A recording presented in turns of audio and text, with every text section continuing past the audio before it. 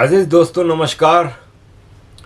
अजीज़ दोस्तों, आज की वीडियो को शुरू करने से पहले मैं ज़रा ये बता दूं कि मौलाना फजलुर रहमान ने कहा है कि क्या पाकिस्तान को डिवाइड करने का फ़ैसला कर लिया गया है और ये फ़ैसला कहाँ हुआ है। तो हालात तो यही बता रहे हैं कि हमारा जो ख्वाब, हमारी जो मेहनत है कई दशकों की, 31 साल से तो मैं, 70 साल से बलोच, तो ये अब रंग लाएगी। एक दो छोटी खबरें आपके साथ। पहले तो ये देख लें, banana republic of Pakistan made in Pakistan में।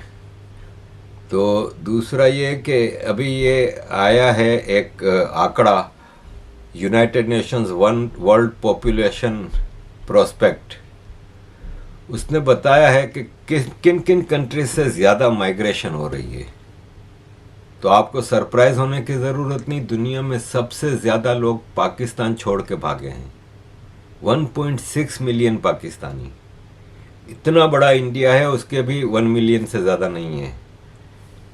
तो यह है कि ये बताने के बाद आते हैं असल खबरों की तरफ।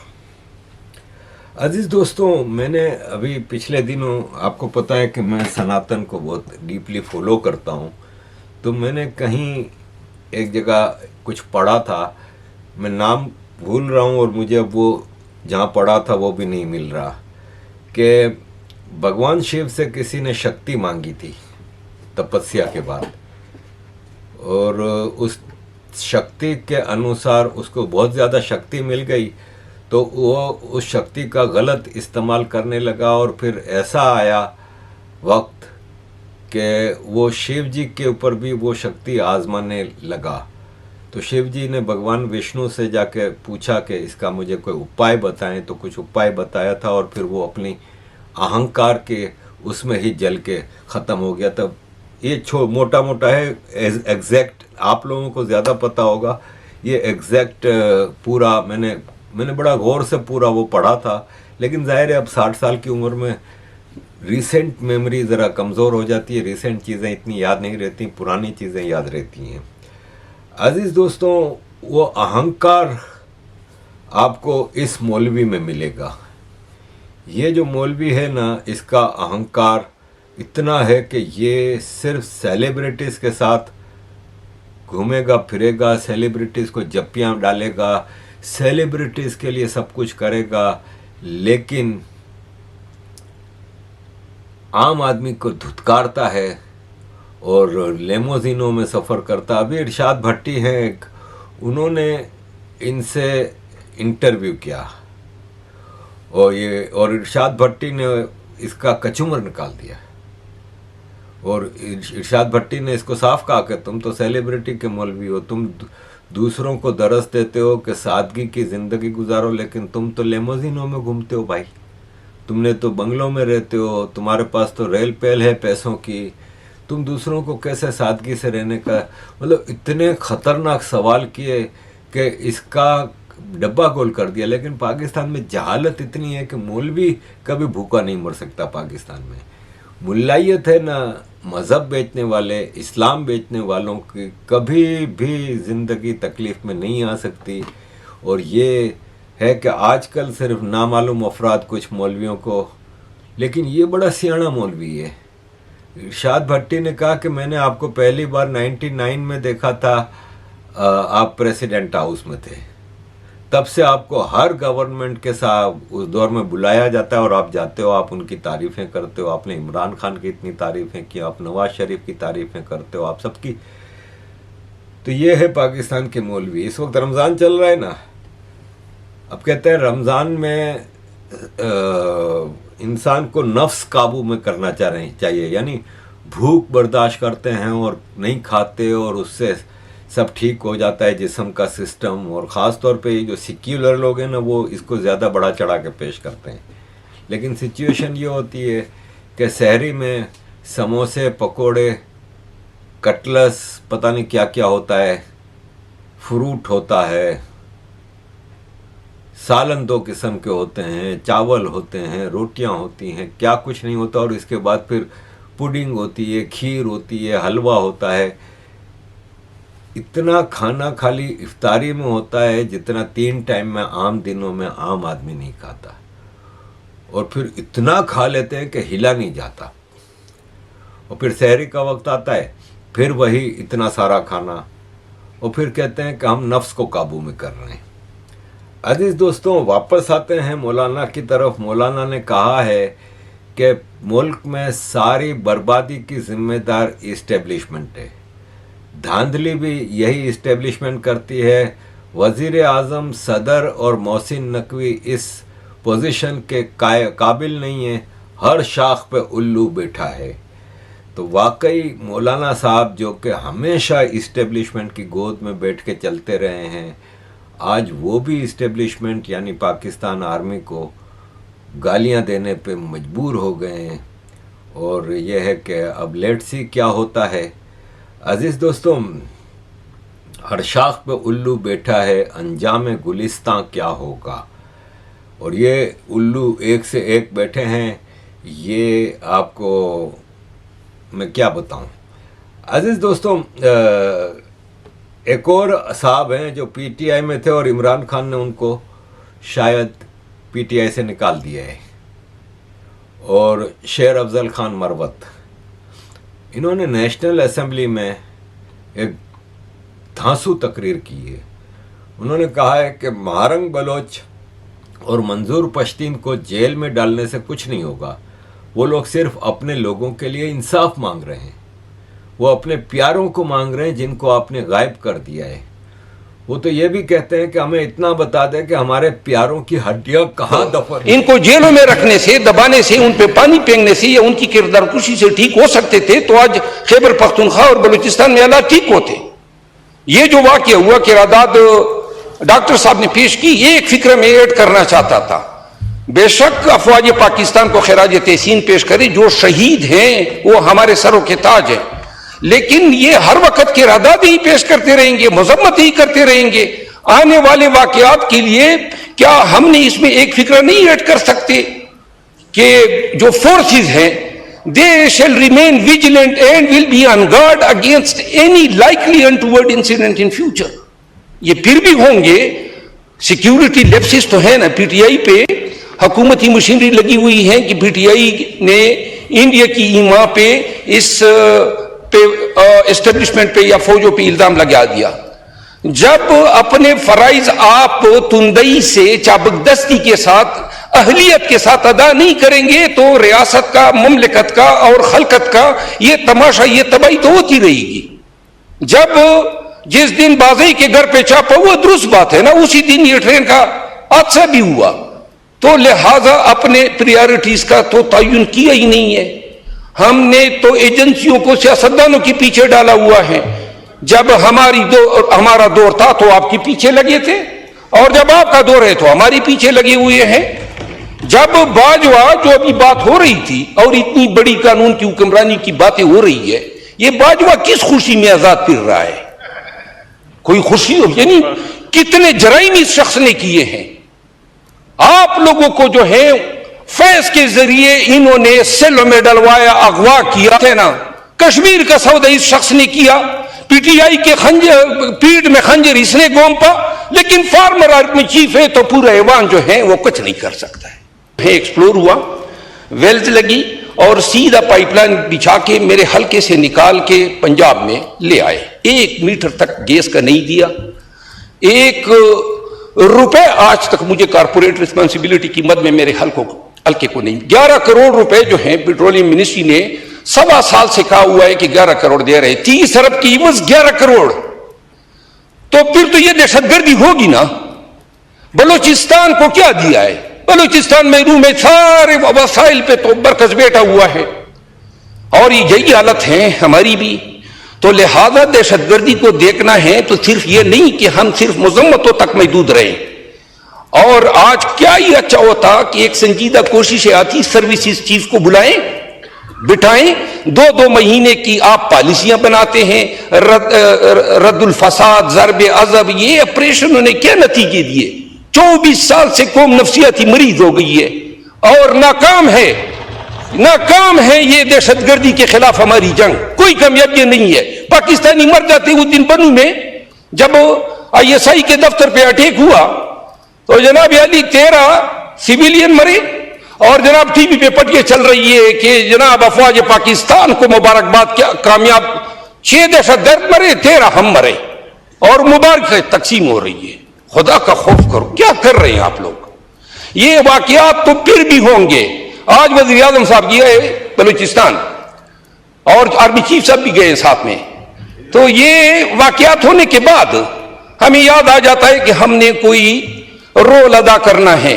आइंदा के लिए कोई रोड मैप है हमारे पास बैठिए थे कौम दहशतगर्दी के खिलाफ लड़ाई के लिए? कोई बता सकता है क्या स्ट्रेटेजी हमारी? 2 माह 3 माह हमारी स्ट्रेटेजी होती है, फिर तब्दील हो जाती है। एक एस्टेब्लिशमेंट आती है तालिबान को मारना है, दूसरी कहती है लाना है, तीसरी कहती है छुड़ाना है। ये क्या ड्रामा है? 10 साल की कोई पॉलिसी है हमारे पास? एक दफे दहशतगर्दी को नो कह दो, 10 साल के लिए नो कर दो। कभी हमारे गुड तालिबान बन जाते हैं, कभी हमारे बेड तालिबान बन जाते हैं। ये कौन सी पॉलिसी से हम रियासत को चला रहे हैं? पाकिस्तान के अवाम को अपने इदारों की इन पे दर पे नाकामियों की वजह से नफरत क्यों होने लगी है? हम पाकिस्तान के बच्चों को अपनी उनकी जिंदगी की गारंटी दे सकते हैं? हमारे APS का एक सानिया तो नहीं है। आए दिन मेरा अपना बाप शहीद हुए हैं दहशतगर्दों के हाथों। मेरे खानदान, मेरे कबीले की 142 लाशें मैंने उठाई है। और ये लोग जो है आए दिन हमें ट्रक की बत्ती के पीछे लगाते हैं कि दहशतगर्दी के जंग में हमने ऐसे तीर मारे। कोई तीर नहीं मारे। 7 लाख फौज है, 10,000 तालिबान है, फिर क्यों कामयाब नहीं हो रहे हैं? कोई फरिश्ते नाज़िल होंगे, दुआओं पे मुल्क को चला रहे हैं। दुआ करते हैं पाकिस्तान सलामत रहे।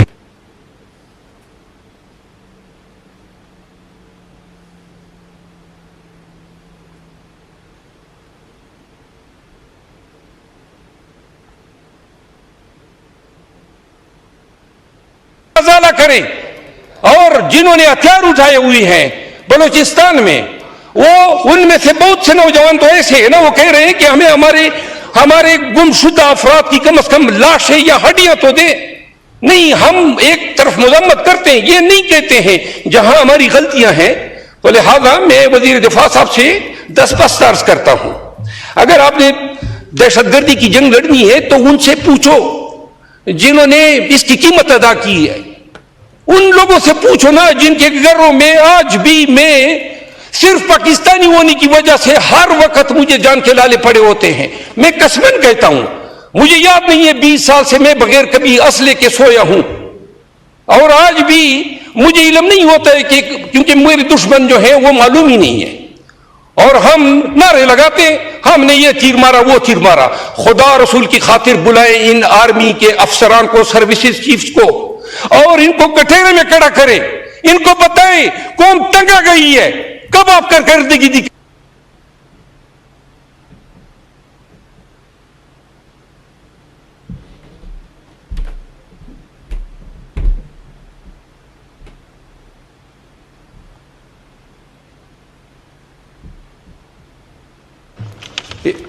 तकरीर खत्म करने से पहले सिर्फ ये गुजारिश करूंगा, जितने लोग शहीद हुए हैं ना इस दहशतगर्द, उस तमाम।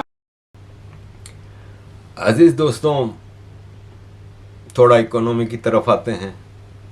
इकोनॉमी तबाह बर्बाद है। अमेरिका ने वीज़ा पे पाबंदी लगा दी है, पाकिस्तानी भाग के अब कहाँ जाए।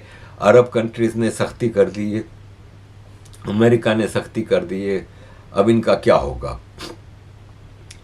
ख्वाजा आसिफ डिफेंस मिनिस्टर कहते हैं कि हम कोशिश कर रहे हैं कि पाकिस्तान के ऊपर जो ट्रैवल बैन अमेरिका में लगने वाला है वो कम हो जाए। अजीज दोस्तों,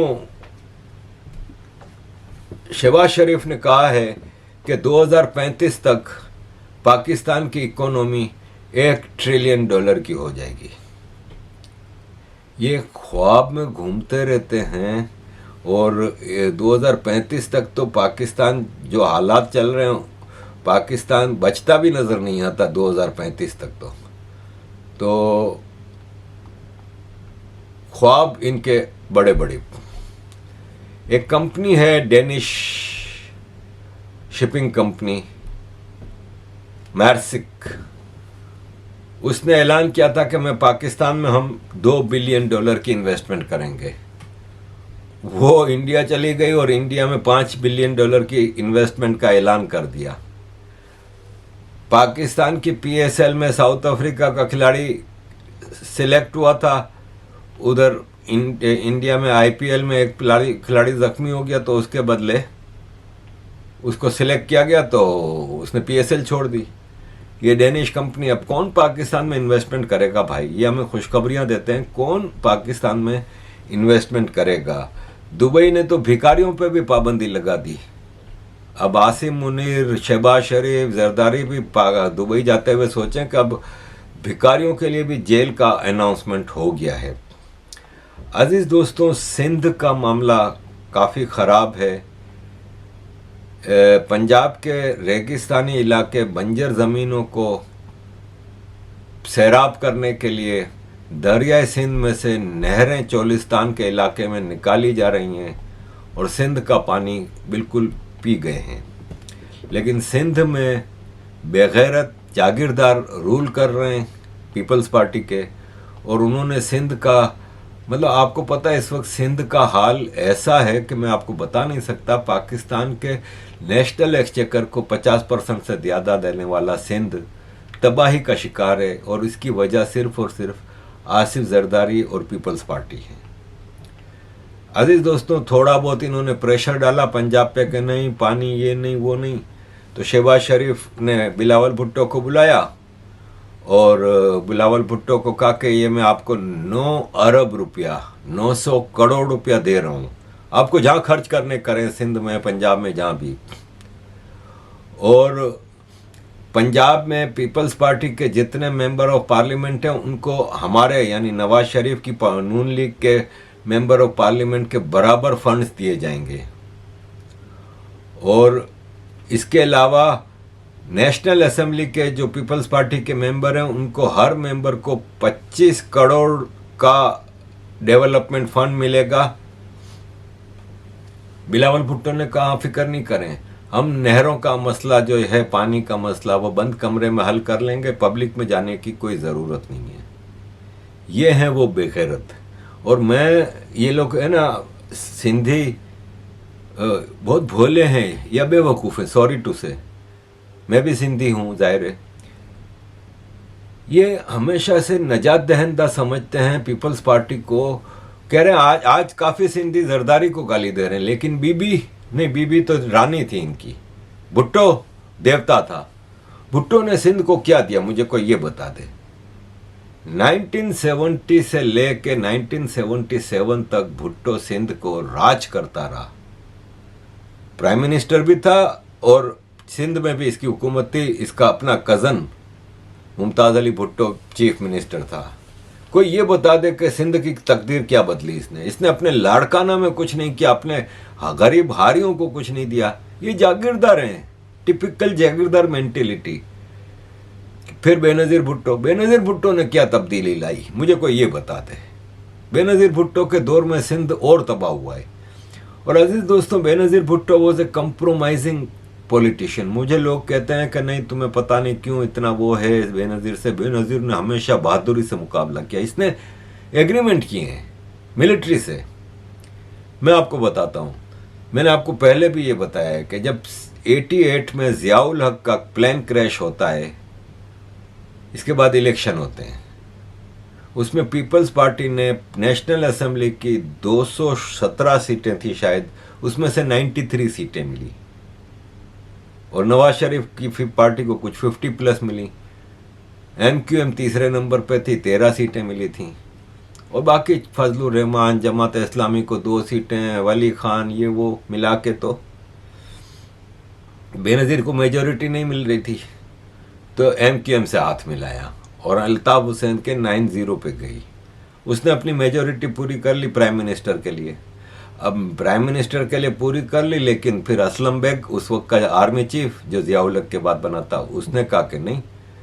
तो ये अब navy chief Iftikhar Sarohi, x navy chief Iftikhar Sarohi, जो कि अब मर गया है, इसने अपनी किताब सच कभी रिटायर नहीं होता में लिखा था कि army chief general Aslam Beg ने हमें 1988 नवंबर में बताया कि बेनज़ीर भुट्टो ने एग्री कर लिया है हमारे 5 पॉइंट्स पे कि Afghan policy, nuclear policy, defence policy में कोई तब्दीली नहीं होगी, सिविल सर्विस के सेटअप में इंटरफेरेंस नहीं होगी और ज़िया-उल हक की फैमिली को तंग नहीं किया जाएगा। इसके बाद वो प्राइम मिनिस्टर बनी।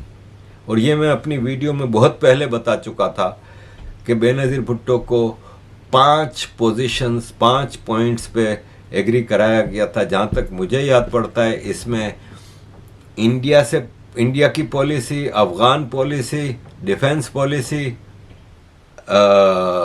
न्यूक्लियर पॉलिसी और एक और थी कश्मीर पॉलिसी, इस पे आप इंटरफेयर नहीं करेंगी। और उसने एग्री किया था। और जब उसको हटाया गया 1990 में तो उसने रोना धोना शुरू किया कि मैं एज ए प्राइम मिनिस्टर, मैंने कहा मुझे पाकिस्तान के न्यूक्लियर प्लांट काहोटा में ले जाएं, तो मुझे मना कर दिया कि नहीं, आपको उधर नहीं ले जाया सकता, आप सिक्योरिटी रिस्क हैं। अजीज दोस्तों, ये आज का प्रोग्राम था। आप दोस्तों से दरख्वास्त है कि kindly support our cause. Thank you very much.